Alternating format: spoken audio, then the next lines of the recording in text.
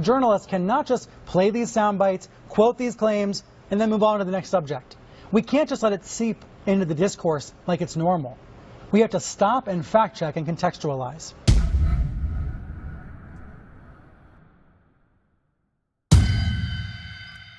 Well, a video went viral yesterday of two men being kicked off a Delta flight, allegedly for speaking in Arabic. That was their claim. There's some problems with the story, though.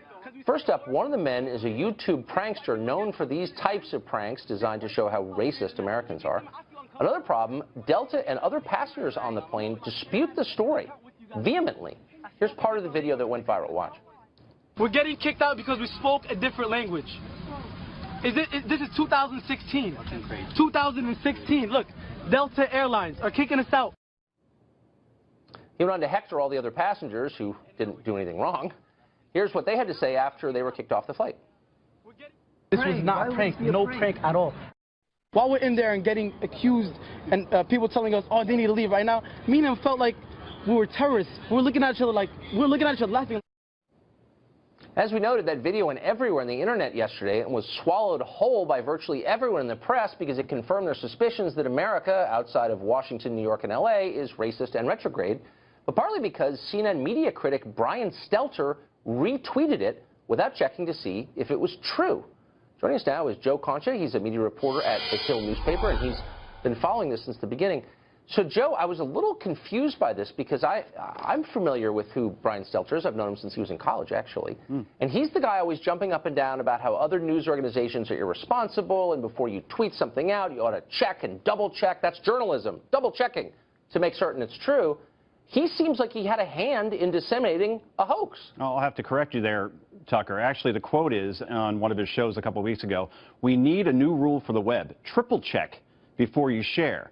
Now, if you do a 10-second Google search on who Adam Saleh is, this prankster that you just outlined, it would show that he does this sort of thing. He's a professional hoaxer, and he's done this with airlines before. So the source is already highly questionable. And when somebody like Brian Stelter sends out that sort of video, shares it without context as to who this person is, it gives the story legs, it gives it legitimacy, it helps it go viral more, and most importantly, it basically is hurting American businesses because trending on Twitter yesterday, Tucker, was boycott Delta. You had celebrities like Olivia Wilde saying, never fly this airline again.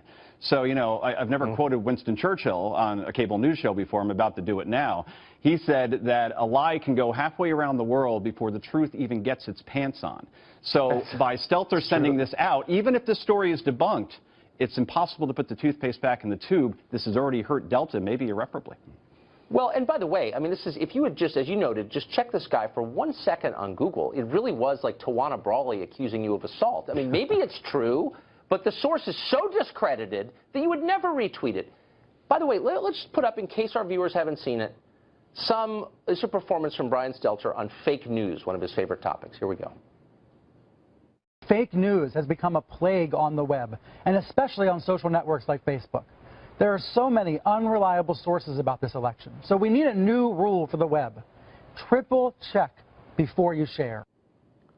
So this is a guy who told us that there were hundreds of swastikas being painted on buildings after Trump got elected. This is a guy who spent a year flacking for Hillary Clinton. I was convinced he wanted to be her press secretary. How does he get, and that's fine, he's got a political point of view, he's a progressive, he's an activist.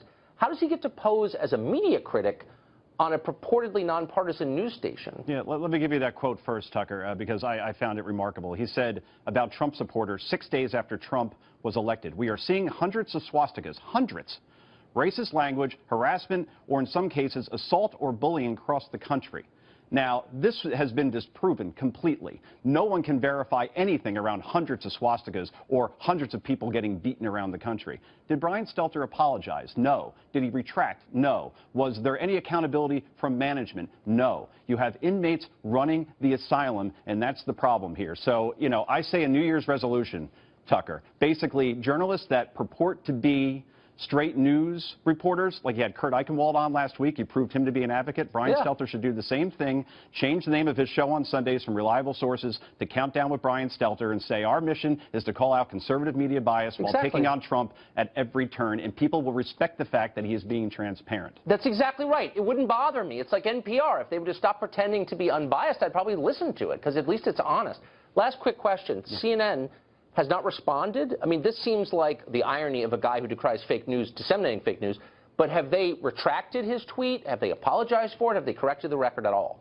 You can go on Twitter right now to Brian Stelter's account, and you will see that tweet is still up, doing damage. People are still retweeting it out, and Stelter is standing by it, saying that he was only trying to point out the virality, how viral it was going. But again, he didn't provide any context around that tweet, and that does damage to Delta Airlines, and that's why fake news in this context is dangerous. It hurts American business, Tucker. That's a good point.